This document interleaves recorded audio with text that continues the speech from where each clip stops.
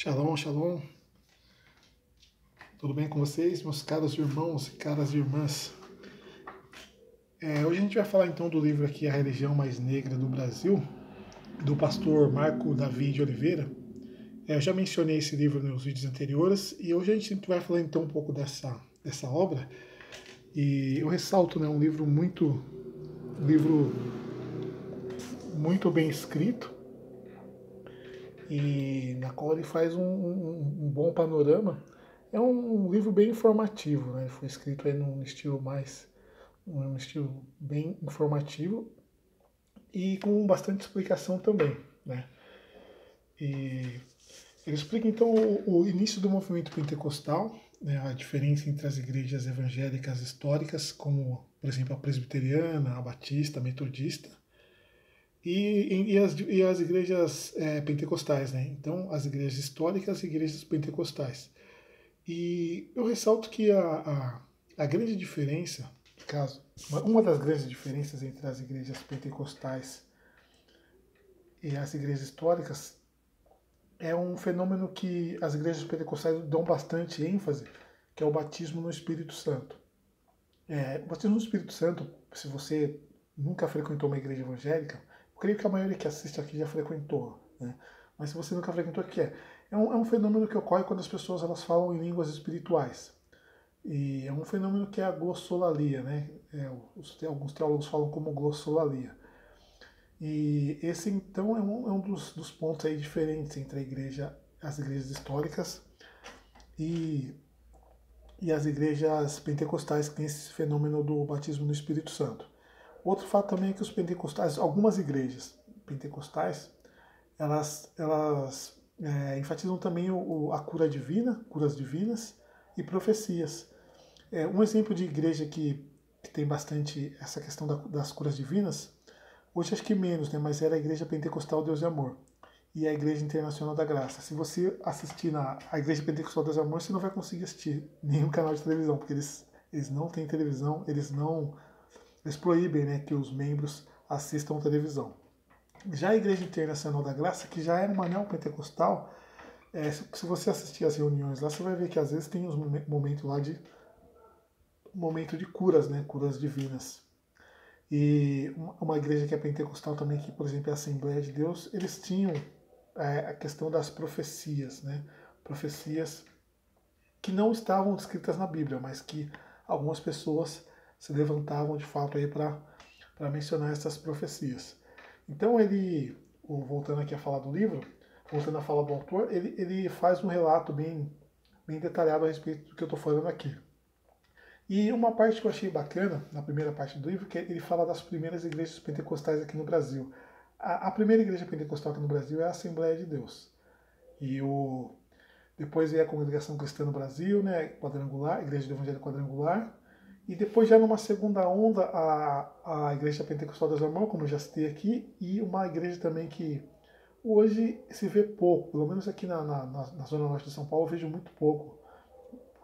Poucas placas dessa igreja, que é a Igreja ao Brasil, Igreja Pentecostal ao Brasil para Cristo. Então, ele faz esse apanhado aí falando das igrejas, mas para a gente entender o movimento pentecostal, o que a gente tem que entender? A origem do movimento pentecostal como ele é hoje. A origem é lá nos Estados Unidos. Lá nos Estados Unidos, o movimento pentecostal começou nos Estados Unidos e como foi a história, né? Será necessário um outro vídeo para falar, no caso aqui, da origem do movimento pentecostal. Mas a história foi o seguinte, foi um pastor negro que ele estudou teologia como pastor metodista, mas era num período nos Estados Unidos em que havia a segregação, né? Os negros não podiam frequentar a igreja dos brancos. E ele estudava teologia meio que isolado, segregado mesmo. Até que ele, no caso, né, estudou teologia, era muito inteligente, muito dedicado, né, muito cristão, tinha mesmo uma fé genuína. E um dia ele foi chamado para fazer uma pregação em Los Angeles, né? Ele foi chamado para fazer uma pregação em Los Angeles e o nome desse pastor é o pastor negro, né? É William J. Seymour. E aconteceu lá um avivamento, né? Ocorreu esse fenômeno aí das pessoas falarem em língua. E na sequência ele conseguiu alugar lá um local e abriu essa igreja, né? E aí, não sei se você já ouviu falar nesse fenômeno que é a Rua Azusa, né? Essa questão aí da Rua Azusa. Eu vou fazer um vídeo só falando aqui a respeito aí do avivamento da Rua Azusa, porque é importante para a compreensão maior aqui do pentecostalismo. Mas enfim, foi tremendo mesmo, né? Os relatos dizem que foram tremendos, as pregações desse pastor, o que acontecia lá na Rua Azusa. Isso foi em 1906, hein? Quase aí para 120 anos. 117 anos, né? E, e foi tremendo e impactou muitos missionários, né? Que eram até de igrejas históricas, iam lá para saber o que estava acontecendo. E muitos missionários que beberam dessa fonte, né, desse pentecostalismo, assim, a raiz do pentecostalismo, com esse pastor negro, eles foram pregar o evangelho pelo mundo. E foi aí que um desses pastores chegou trazendo o pentecostalismo através da Igreja Assembleia de Deus aqui no Brasil, né, que foi já em 1916, né, 16. Ou seja, 10 anos depois, chegou a primeira igreja evangélica, a primeira igreja pentecostal evangélica, que é a Igreja Assembleia de Deus aqui no Brasil. A igreja Pentecostal Assembleia de Deus é uma igreja que ela sempre foi mais do povo mesmo, né? E quando se fala do povo, você vai ver muita gente negra, muita gente do norte, nordeste. Tanto é que quando ele chegou no Pará, esse missionário. Ele chegou no Pará, né? Que é fundador aí da Igreja Assembleia de Deus. Depois também teve a igreja Congregação Cristã no Brasil, que é uma igreja bem fechada, né? Eu tive o privilégio de conhecer algumas pessoas que eram membros da igreja Congregação, né? Faz tempo isso aí, né? Foi em 2004. Trabalhava com um rapaz e ele e a esposa eram da igreja Congregação. Tentaram me levar para lá porque a gente falava muito da Bíblia, né? Mas eu cheguei até a visitar um dia a casa dele lá, a gente foi no culto. Eu lembro até da noite do culto. O culto foi uma pregação falando de Jeremias, né? Aquela passagem lá que ele fala da vara da vara da amendoeira, né? E da panela. Aquela visão, né, de que a Síria viria para levar o povo de Judá como cativo. Lembro até hoje na pregação. Olha, 2014, 2004, hein, faz tempo. Mas, enfim, a Igreja de Congregação Cristã no Brasil, ela tem lá suas doutrinas e acaba sendo bem fechado mesmo, né? Mas eu fui muito bem recebido nessa oportunidade que eu tive de ir no culto, né? Inclusive os irmãos se beijam no rosto, né? O ósculo que eles falam, né? E, enfim, só posso dizer bem no caso dessa visita que eu fiz na Igreja Cristã do Brasil. Não é o meu local, né? Não é uma igreja que eu frequentaria, mas esse rapaz aí, o Marcelo, o nome dele, esse rapaz que me convidou, me levou para casa dele e tal, conheci a família dele, foi um dia muito bacana para mim. E uma outra igreja também que é a fundação da Igreja de Congregação Cristã no Brasil, quando ela foi fundada, ela era mais voltada para a colônia italiana, porque foi fundada aqui em São Paulo. Aqui em São Paulo, se você não é daqui de São Paulo, né, aqui em São Paulo tem muitos descendentes italianos, né?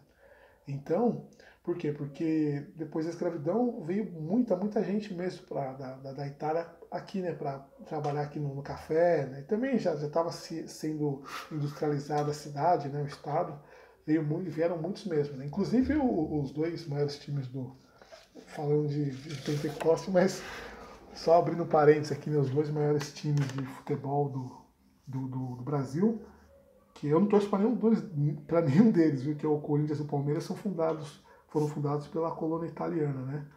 Os dois maiores de São Paulo e do Brasil, né? Acho que o Flamengo também é um dos grandes aí do Brasil, mas esses dois times foram fundados pela colônia italiana, que é muito forte aqui em São Paulo, e a congregação cristã era mais voltada para esse público, né? Mas não tem jeito, né? O pentecostalismo atrai muitos negros. E no livro aqui do pastor Marco Davi, ele mostra um gráfico que hoje, na congregação cristã no Brasil, existe sim os brancos, né? E os negros, que são os que se declaram pretos e pardos, são praticamente metade que frequentam a igreja Congregação Cristã no Brasil. Uma outra igreja também, que é a pentecostal, fundada aí antes dos anos 60, é a igreja do Evangelho Quadrangular. Eu fui apresentado, porque essas igrejas pentecostais, eles não batizam crianças. Eu fui apresentado na igreja do Evangelho Quadrangular.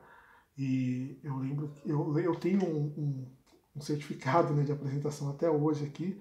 E eu lembro que certa vez minha avó disse que meu pai me levou lá, né? Meu pai nunca foi de igreja. Meu pai, aliás, uma vez ele se converteu. Dizem que ele se converteu, mas nunca foi, nunca. Não era a praia dele, não. O negócio dele era mais música, mais uma cervejinha, né? Mas paciência, né? Era um preto daquela. Meu pai nasceu nos anos 40, né? A gente tem que. Hoje muita coisa eu relevo, né? Porque ele foi bem ausente mesmo. Mas como homem preto, eu relevo bastante muita coisa que talvez aí ele. Essa ausência dele na minha vida. Mas ele, dizem que foi ele que me levou para ser apresentado na Igreja do Evangelho Quadrangular. Olha só. E a Igreja do Evangelho Quadrangular, uma curiosidade, é que ela foi fundada por uma mulher, né? Foi uma mulher que teve uma visão, ela teve visão, a visão que ela teve foi uma visão meio que daquela passagem do Apocalipse, né? Que tem os 4 dos animais, e aí ela tem eu não vou lembrar aqui o lema da Igreja do Evangelho Quadrangular, mas é uma igreja que tem bastante negros também, né? Eu lembro que eu morei numa cidade do interior, fui nascido e criado numa cidade do interior aqui de São Paulo. Eu lembro que as igrejas evangélicas quadrangulares tinham bastante negros mesmo na época. E então a igreja do Evangelho Quadrangular tinha um lance também que era a questão da cruzada, né? Eles pregavam em tendas, né? Armavam tendas, faziam as cruzadas evangelísticas. Teve um impacto muito grande no Brasil aí essa forma de evangelismo da Igreja do Evangelho Quadrangular. E o que aconteceu? Já dos anos 50, né? Dos anos 50, 1950, para os anos 60, foram fundadas as igrejas, o Brasil para Cristo, que é uma igreja, essa é uma igreja aqui do Brasil mesmo, né? Foi fundada exatamente por um pastor que ele era da Assembleia de Deus, e aí teve a dissidência e fundou a Igreja do Brasil para Cristo. E esse pastor, ele utilizava muito programas de rádio para difundir as pregações dele. Eu nunca entrei numa igreja ao Brasil para Cristo, qualquer hora eu vou fazer uma visita. Quero deixar bem claro uma coisa, eu não frequento igreja nenhuma mais, eu não sou membro de nenhuma igreja, mas se tiver que visitar, ou se você quiser me dar uma sugestão de visitar alguma igreja, deixa um comentário aí que eu não tenho problema nenhum de fazer uma visita lá, né? Mas a igreja, o Brasil para Cristo, eu nunca entrei numa igreja, o Brasil para Cristo. Então, ela foi fundada por um pastor que era do Nordeste, se eu não me engano, de Recife. Ele fundou a igreja e ele era muito comunicativo. E ele difundia as mensagens dele através do rádio, né? Nos 50, nem todo mundo tinha televisão. E também foi bem impactante, de fato, essa questão aí da evangelização, né? Através do rádio, que se iniciou com a Igreja do Brasil para Cristo. E da Igreja do Brasil para Cristo teve uma dissidência que foi a Igreja Pentecostal Deus Amor. Né?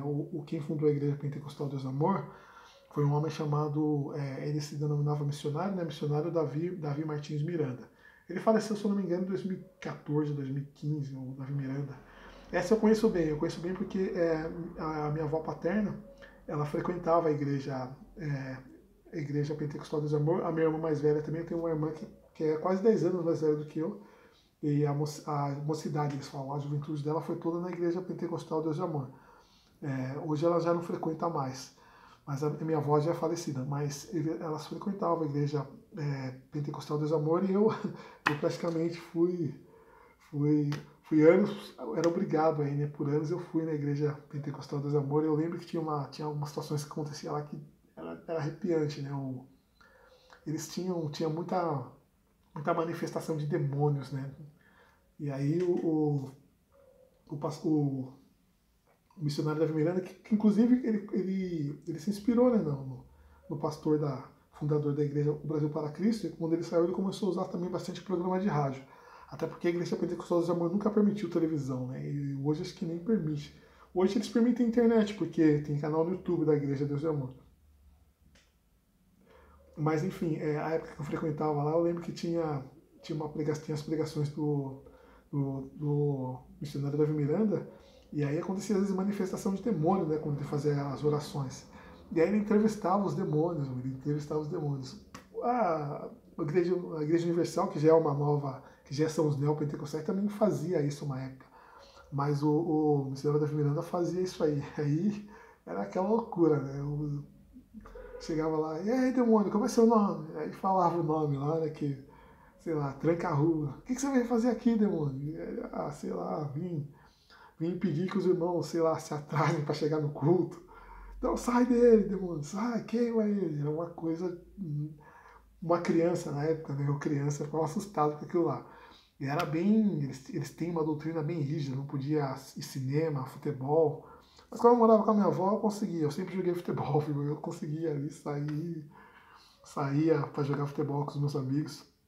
Em casa não tinha esse problema de jogar futebol. Só não podia chegar muito sujo em casa, né? Que senão o couro comia, né? Mas eu sempre joguei futebol. Tinha uma época que eu joguei mais futebol de salão, que sujava menos a roupa. Mas quando me chamavam para um campinho de terra batida, eu ia também. Mas a Igreja Pentecostal do Desamor tinha muito essa questão aí da doutrina rígida, né? E eu, sinceramente, eu digo a vocês que talvez talvez tenha sido necessário para o período que a gente vivia, porque as pessoas não tinham muita opção, né? Você tinha que ser mais rígido mesmo, não tinha muita opção para as pessoas de repente não se iludirem, né?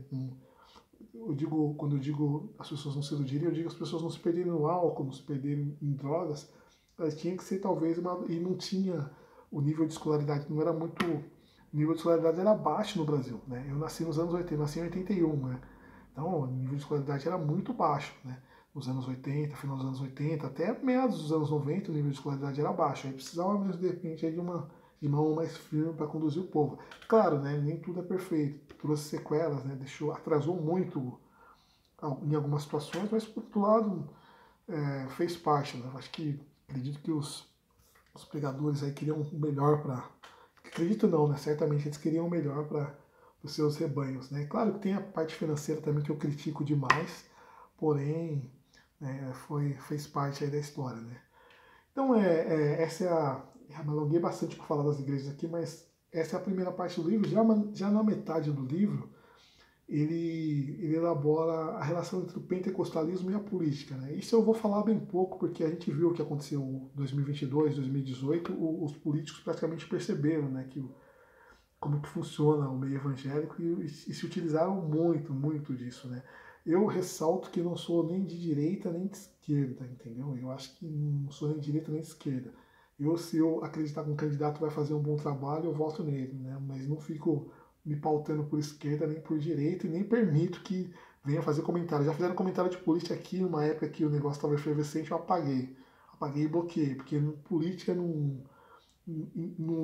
nesse conteúdo que eu trago, né, de falar dos hebreus negros, e agora estou falando também um pouco aqui da questão da história, né, da igreja evangélica, né, porque tem muitos negros lá, eu não caso com política não, mas estou falando aqui porque foi citado num livro do A Religião Mais Negra do Brasil, né, porque os negros fazem opção pelo pentecostalismo.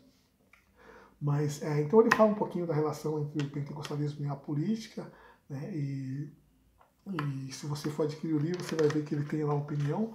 E uma coisa que ele cita no livro, que eu acho que eu já vi acontecer também, é que em época de eleição, principalmente em época de eleição prefeito, assim, né, muitos políticos iam na igreja e faziam promessa que ninguém acreditava que aquilo ia ser cumprido, né, mas eles utilizavam o altar, né, os evangélicos falam altar, mas um palco ali para fazer lá as propagandas deles. Né. Isso acontecia muito mesmo na igreja evangélica aí nos anos 90, nos anos 80 e 90 já acontecia.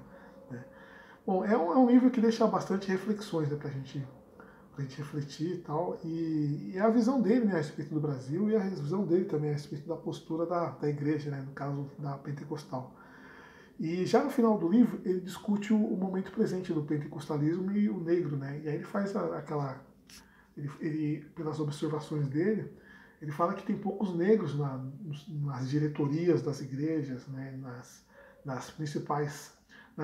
porque essas igrejas têm muitas sedes, né? Ele fala que tem poucos negros das igrejas das grandes sedes, e é uma verdade mesmo, né? Mas mesmo assim se vê bastante. Por exemplo, para falar desse vídeo aqui, eu fui assistir alguns canais no YouTube e eu vi que a Igreja Pentecostal Deus e Amor, por exemplo, né, tem um canal no YouTube, tem pastores negros que pregam, né, na Assembleia de Deus também, tem muito negro. Na congregação, é que eu fui uma vez só na congregação, eles são bem fechados, né, eles não utilizam muito mídia.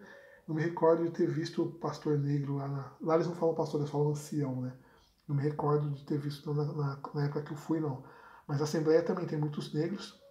E ele fala também da questão do relacionamento, né? Muitos negros procuram a igreja as igrejas evangélicas, porque no caso pode conseguir de repente se relacionar de igual, né, lá. Eu nunca vi aquela coisa de racismo mesmo na igreja. Obviamente que tem, né, todo lugar tem, mas aquela questão de preto com um lado, branco com o outro, na igreja evangélica, nas igrejas que eu frequentei, eu nunca vi essa questão não. Tem mais essa questão aí que ele falou, né, de ter poucos negros assim em cargos de liderança, mas talvez seja porque a maioria negra também, né, talvez não esteja interessada, né, em assumir cargos assim também. Mas enfim, eu achei bem relevante aí essa obra que ele trouxe. Vou encerrar o vídeo por aqui já, né, deu quase 20 minutos passou de 20 minutos. Então a pergunta que ele deixa, né, no título do livro, subtítulo do livro, por que os negros fazem opção pelo pentecostalismo? A resposta é essa, né? Primeiro porque é um lugar onde eles se sentem livres, né? A comunidade negra, eu já frequentei mesmo muito tempo, se sente livre para adorar a Deus da forma como se expressar na adoração a Deus, da forma como se sente melhor. E também porque, no caso, lá ele pode falar de igual para igual, tem a questão do. Tem muito casamento interracial, né, nas igrejas, e até aborda essa questão também, mas eu discordo um pouquinho da forma como ele aborda. Ele fala que talvez seja para trazer um branqueamento. Eu acho que não, eu acho que não. Acho que as pessoas negras se casam, os pretos se casam com as brancas se casam com os pretos, porque dentro da igreja acaba tendo aquela comunhão, né? E, e aí uma coisa vai levando a outra e o casamento é mais por essa questão mesmo do envolvimento ali de todos naquele ambiente. Mas não creio que seja para embranquecer, não. Creio que seja mais questão de se gostarem mesmo. Por isso que ocorre muitos casamentos, né, entre brancos e negros. É muito. Se vê bastante mesmo, viu? Se vê bastante mesmo. Na Assembleia de Deus, Quadrangular, na Deus de Amor, se vê muito mesmo negros e brancos, casal interracial, vamos dizer assim.